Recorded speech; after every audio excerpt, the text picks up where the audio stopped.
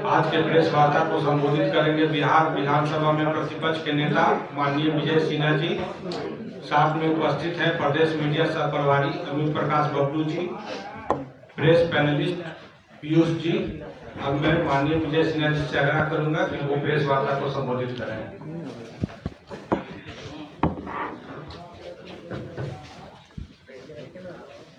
आज सशक्त विपक्ष का 500 दिन से ऊपर हुआ और 500 दिन पूरा होने के बाद हमने अपने विपक्ष की सशक्त भूमिका का और जनता के हित में जो कार्य हुए हैं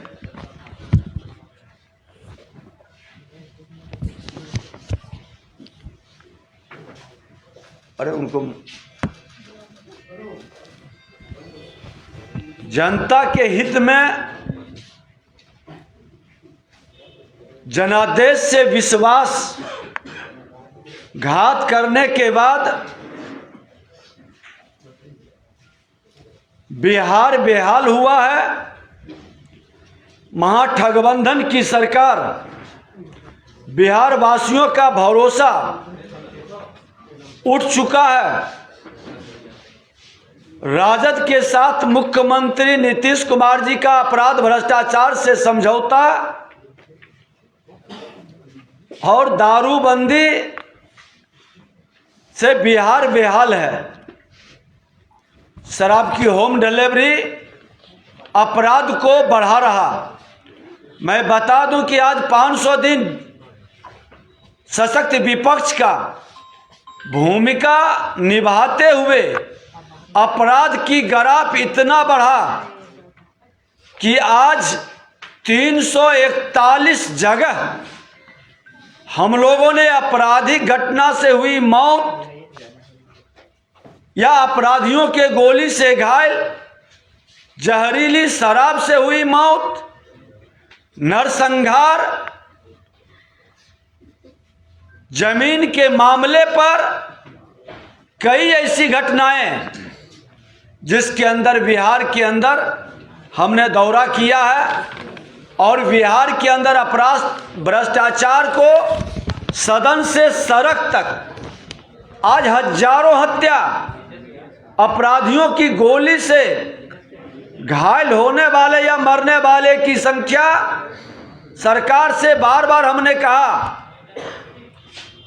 कि जितनी रिपोर्ट आ रही है, लोग बताते हैं, फोन करते हैं, 6000 से ज्यादा, 300 से ज्यादा तो व्यापारियों की हत्याएं हुआ है। पटना के जेठली,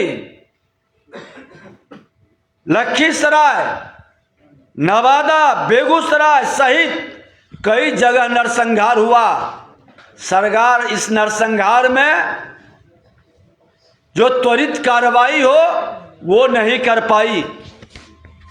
आज व्यापारियों के यहाँ लूट और बैंक डकैती के कारण पूरा बिहार थर्रा रहा है। बालू, दारू और जमीन माफिया कोहराम मचाए हुए है बिहार के अंदर। पिछले 1 वर्ष में बालू दारू माफिया समस्तीपुर, बेगूसराय, नवादा में 3 दारोगा की हत्या जमुई और आप सहरसा में देखा कि एक एसआई महिला को पेट्रोल छिड़क कर जलाने का प्रयास, और ये सारे लोग सत्ताधारी दल से जुड़े लोग थे। नरसंहार में हो या बालू, दारू और जमीन माफिया में, इन पर सरकार की कार्रवाई नहीं। केस को भटकाने का, लटकाने का सुनियोजित खेल। आज मंत्री इजराइल मंसूरी पर राहुल साहनी की हत्या पर एफआईआर नहीं होने देना। लखीसराय के अंदर हुए नरसंहार में जिस आरोप में एक व्यक्ति को जेल भेजा जाता है, दूसरे सत्ता से जुड़ा है, उसे बचा लिया जाता है। ये सरकार की सत्ता और विपक्ष के अलग अलग चश्मे से और अपराधियों पर में भी सत्ता और विपक्ष की अपराधी का भाव रखना, ये कहीं न कहीं अराजकता का माहौल खड़ा कर रहा है। आज इस माहौल के कारण बिहार में राजनीतिक और अस्थिरता के कारण पूरी तरह से अराजकता का माहौल है, अपराध चरम पर है और भ्रष्टाचार का बोलबाला है। आज महिला उत्पीड़न का दलित महिलाओं के खिलाफ 300% की वृद्धि हुई है। दलित महिलाओं बालिकाओं के साथ बलात्कार की 40 से ज़्यादा घटनाएं पर पुलिस मूक दर्शक बनी है। आज पीरपैंती में नीलम यादव का प्राइवेट पार्ट काट ले, दलित बच्ची से समस्तीपुर में बलात्कार करे और जीभ काट ले, अररिया के अंदर, आज गया के अंदर, बेगूसराय के अंदर नग्न किया जाए और अभी फुलवारी के अंदर। ये कौन लोग हैं? अधिकतर सत्ता से जुड़े लोग हैं और इनको बचाने के लिए सरकार पूरी तरह से मामले को डाइवर्ट करती है और पुलिस पर दबाव बनता है और पुलिस भी दहशत में है, क्योंकि पुलिस की भी हम हत्या होने लगी है। आज पूरी तरह से 90 के दशक में बिहार पहुंच चुका है। अपराध भ्रष्टाचार पर का प्रकाष्ठा ये है कि थाने से, अंचल से लेकर राज सचिवालय तक बिना रिश्वत का कोई काम नहीं हो रहा है। आज चचा भतीजा की सरकार में भाई भतीजावाद चरम पर है। एक तरफ कहते हैं मैं नियुक्ति दे रहा हूं, ये कैसी नियुक्ति है कि जब बिहार सरकार की सक्षम एजेंसी है और सक्षम एजेंसी जब नियुक्ति करने के लिए तो फिर आउटसोर्सिंग से विधानसभा, विधान परिषद या और विभाग के अंदर क्यों हो रही है नियुक्ति? ये नियुक्ति में जो कमाई हो रही है किसके पास जा रहा है? भाई भतीजावाद, प्रतिभा का हनन करना। आज लगभग 4.25 लाख लोगों की नियुक्ति की व्यवस्था बिहार सरकार के अंदर जब एनडीए की सरकार थी, मुख्यमंत्री जी को जवाब देना चाहिए कि एनडीए सरकार में 4.25 लाख बहाली की प्रक्रिया शुरू ही नहीं हुई। प्रक्रिया को आगे बढ़ा करके उसको अमली जामा पहुंचाना था। आज 1.5 वर्ष के लगभग बीत चुका, क्यों 4.25 लाख की बहाली नहीं हुई? आज जो कहते हैं कि मैं 2 लाख की बहाली किया है, वो बता दें कि 50,000 से ज़्यादा लोग क्यों बैक हो गए? क्या कारण है? क्यों आपके नियुक्ति में लोगों को उत्साह नहीं है? और 4 लाख शिक्षकों को, जो नियोजित शिक्षक हैं, जो नौकरी पाए हुए थे, वो बिहार का बेटा था, आप उसको लटकाने, भटकाने, डिमोरलाइज करने, परेशान करने का क्यों खेल खेल रहे हैं? संविदा कर्मी पर अलग अलग विभाग के अंदर जो नौकरी कर रहा था उसको हटा करके नए वातावरण क्यों बना रहे हैं? ये सरकार को जवाब देनी चाहिए। सरकार की जन कल्याणकारी योजनाओं को लकवा मार गया है, विकास की गति ठहर गई है। आज सिर्फ तहसीलदारी और कमीशन खोरी की व्यवस्था की योजनाएं प्राथमिकता में है। आज 36,000 से ज़्यादा हर घर नल का जल पहुंच नहीं पा रहा है। इसके अंदर जो भ्रष्टाचार हुआ, सदन से सड़क तक इस मामले को हमने उठाया। क्यों इस पर स्पेशल कमेटी नहीं गठित हुई? हमने मांग किया था कि हजारों करोड़ का ये घोटाला है। 7 निश्चय के कई योजनाओं में जल जीवन हरियाली के नाम पर जिस तरह से पैसे की लूट मचाई गई, इस पैसे की प्राथमिकता अगर जो हमारे विद्यालय के अंदर भवन बनाने में और अस्पताल बनाने में किया जाता तो शिक्षा, स्वास्थ्य आज बिहार का अव्वल होता, बदहाल स्थिति में नहीं रहता। सरकार को जवाब देनी चाहिए। आज सत्ता और कुर्सी बचाने के लिए बिहार को जिस तरह से राजनीतिक अस्थिरता का शिकार बनाया गया है, विकास की गति तो ठहर ही गई, अपराधियों का मनोबल इतना कैसे बढ़ रहा है और प्रशासन में बैठे लोग सिर्फ खाना पूर्ति कर रहे हैं। कहीं ना कहीं सरकार का आज जो पुल गिरा था 1700 करोड़ से ज्यादा लागत की अगवानी सुल्तानगंज पुल, उस भ्रष्टाचारी पदाधिकारी को आप पुरस्कृत क्यों किए? क्योंकि अपने कमीशन का, अपने भ्रष्टाचार को छुपाने के लिए आज इसी तरह से एम्बुलेंस घोटाला से लेके कई ऐसे मामले आए हैं। MKCL का भी मामला, कई मामले में आप जो भ्रष्ट पदाधिकारी है उसी को बचाने में लग जाते हैं। आपने देखा कि BPS सिंह के अंदर बहाली में पेपर लीक के मामले में आपने सचिव को हटाया।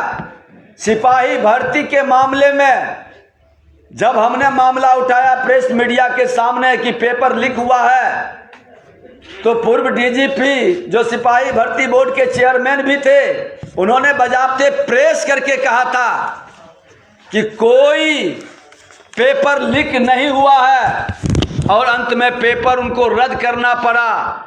6 महीना से ज्यादा हो गया, जिसका पेपर लीक हुआ उसको पुनः क्यों नहीं निकाला जा रहा है? और जो पेपर लीक में भागीदार है, आपने कई कमेटी गठित किया है भर्ती घोटाला में, पेपर लीक के मामले में, उसको सार्वजनिक क्यों नहीं कर रहे? एक सशक्त विपक्ष के रूप में न हम सदन से सड़क तक ये मांग करते रहे, लेकिन भ्रष्टाचार पर जीरो टॉलरेंस मुख्यमंत्री जी का क्यों समाप्त हो गया? उनको जवाब देना चाहिए। 500 दिन सत्ता में बैठे लोग बता दें कि NDA सरकार के समय में जो प्रक्रिया नियुक्ति की चली यानी विकास की योजनाओं की, उसके बाद उनकी उपलब्धि क्या रही? उनकी उपलब्धि आप गिना दें कि 500 के अंदर क्या रहा है। आज बिहार के अंदर 10 लाख लोगों को नौकरी देने का पहले कैबिनेट में पास करने का 1.5 वर्ष हो गया। 1.5 वर्ष में NDA सरकार का 3.25 लाख भी नियुक्ति आप नहीं कर पाए। 10 लाख का आंकड़ा कैसे पार करेगा? लोगों को वेतन भी नहीं दे पाते हैं। ये तो जवाब उनको देना होगा। और इस तरह से जो वातावरण ये भ्रष्ट सरकार अपराधियों को संरक्षित कर रही है। आज इजराइल मंसूरी जो पूर्व मंत्री थे, आज उस पर FIR दर्ज क्यों नहीं हुआ? आज भी आते हैं उसके परिवार और बच्चे के लोग। क्यों आपने जांच नहीं करवाया? सदन के अंदर भी ये मामला उठा था। आज सड़क से सड़क तक, सदन से सड़क तक हम लोगों ने मामले को उठाया। जब सदन में जहरीली शराब का मामला आया था, जहरीली शराब पर चचा भतीजा कहते थे जो पिएगा सो मरेगा। हमने कहा जिम्मेवारी आपकी है सरकार, जब पूर्ण शराबबंदी लागू किया है तो होम डिलीवरी कैसे हो रहा है? जहरीली शराब कैसे बिक रही है? मुआवजा देना होगा।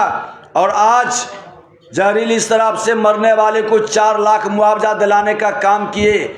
लेकिन आज भी आप गोपालगंज के अंदर और कई जगह पर जब मौत होती है जहरीली शराब से, आप भटकाने का और उसका पोस्टमार्टम नहीं कराने का, मुआवजा नहीं देने का प्रक्रिया अपनाते हैं, जो आपकी संवेदनहीनता को स्पष्ट करता है।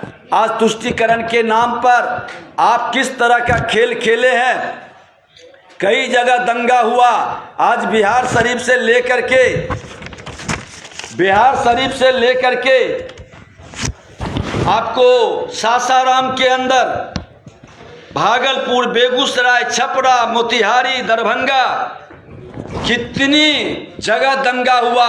एक दलित समुदाय के लाश पर पेशाब कर देते हैं, श्मशान से लाश फेंक देते हैं, उस पर भी स्पेशल कमेटी नहीं गठित करके आज आपकी मंशा साफ झलकती है कि जंगल राज को गुंडा राज में तब्दील करने का खुला छूट आपने दे दिया है। आज दलित उत्पीड़न दरभंगा के अंदर, समस्तीपुर के अंदर, बेगूसराय के अंदर, अररिया के अंदर, फुलवारी शरीफ के अंदर आप उस पर कोई रिपोर्ट कार्ड जारी नहीं कर सकते। आप जो आरोप लगाया गया उस पर आपकी कोई जवाब नहीं आता है, न कोई आपके सरकार के मंत्री आंसू पोंछने जाते हैं। आखिर क्यों? 500 दिन के अंदर जो आपकी उपलब्धि रही है, ये उपलब्धि पूरी तरह से बिहार को डरा रहा है। बिहार के लोग दहशत में हैं। आपका आंगनबाड़ी सेविका सहायिका को लाठियों से आपने पीटा था, सदन में हमने उठाया था। उसके मानदेय बढ़ाने के लिए आपको विवश होकर के मानदेय बढ़ाए, लेकिन उसको अपमानित कर करके उसको लाठियों से पीट कर करके केंद्र सरकार की दी हुई पैसे और योजनाओं का आप सही ढंग से सदुपयोग नहीं कर पाते हैं। आज बिहार के अंदर केंद्र की कई योजनाओं का लाभ से यहाँ के लोग वंचित हैं, आपके प्रशासन की अकर्मण्यता और सरकार की उदासीनता के कारण। आज इसी तरह से पंचायत के प्रतिनिधियों का, वार्ड सदस्यों का अधिकार का हनन कर रहे हैं। आज जनप्रतिनिधियों का सम्मान नहीं देना, चाहे पंचायत सरकार का हो या हमारे विधायक विधान पार्षद का हो, आज इनका अपमान करने से, इनकी बात को नहीं सुनने से प्रशासनिक अराजकता चरम पर पहुंच रहा है। और ये माहौल के कारण बिहार पूरी तरह से अराजकता का शिकार है। 500 दिन सशक्त विपक्ष का, जिसमें 341 दिन हम किसी न किसी जिले के अंदर लोगों की समस्याओं के समाधान का, न्याय दिलाने का और सरकार को सजग करने की जिम्मेवारी निभाया। लेकिन महागठबंधन की सरकार खुला चुनौती है कि 500 दिन का अपना रिपोर्ट कार्ड जारी करो। जो आपके रीजन में कितनी बहाली की प्रक्रिया आपने शुरू किया, कितने संविदा कर्मी नियोजित लोगों को आपने अस्थायीकरण की व्यवस्था बनाया, अपराध भ्रष्टाचार पर आपने कितना अंकुश लगाया, ये जवाब देना चाहिए। ये सरकार को नैतिकता के आधार पर नरसंहार कराने की मानसिकता रखने वाले को सत्ता में बने रहने का कोई औचित्य नहीं है। लोगों के बीच घृणा और नफरत का भाव पैदा करके समाज को भ्रमित करने का खेल खेल रहे हैं। ये सरकार के विरुद्ध 500 दिन के बाद अब विपक्ष फिर से सड़क से, अब सदन की जो अगले सदन आएगी उसमें हम लड़ाई लड़ेंगे। 19 तारीख को विधानमंडल दल की हम बैठक करने जा रहे हैं और पूरी रणनीति हम 19 तारीख को बनाएंगे। ये भ्रष्ट अपराधियों को संरक्षित करने वाले सरकार के विरुद्ध में बिहार के जनता की आवाज को सदन के अंदर रखेंगे।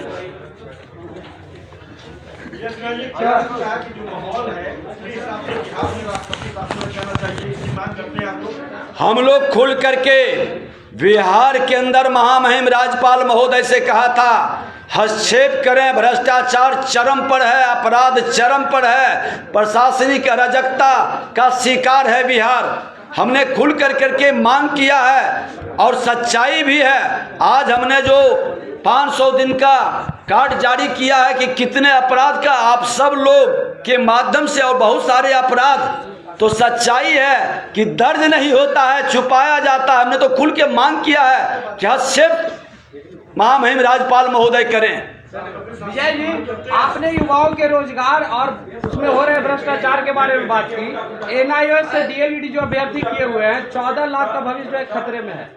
क्या गैजेट में शामिल करने की मांग करें, क्या कहेंगे?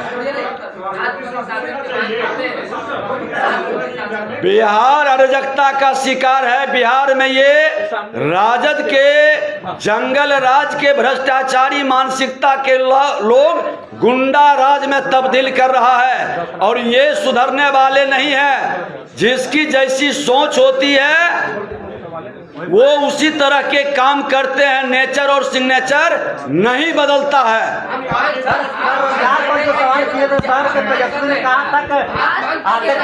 मैंने तो कहा कि महामहिम राज्यपाल को हस्तक्षेप करना चाहिए। और आपको जानकारी दे दें कि भर्ती के नाम पर जो घोटाला आज विधानसभा, विधान परिषद के अंदर कई विभाग में हुआ है, हमने खुल करके राज्यपाल महोदय को लिखित पत्र भी भेजा है कि आप हस्तक्षेप करिए। सर, तेजस्वी यादव ने कहा था कि हर हम आशा के साथ पहले कैबिनेट में पहली मीटिंग से 10 लाख रोजगार देने का काम करेंगे। नरेंद्र मोदी जी ने भी तो कहा था कि हर साल 2 करोड़ रोजगार देंगे। आज रोजगार, देश के प्रधानमंत्री, आज जिस विषय पर रोजगार का अवसर ये है कि आज देख लें कि 3.5 करोड़ के लगभग गरीबी रेखा से ऊपर आया है। क्यों? कहीं ना कहीं रोजगार और स्वरोजगार में उसको अवसर मिला है। देश के अंदर, राज्य के अंदर वातावरण बदला है।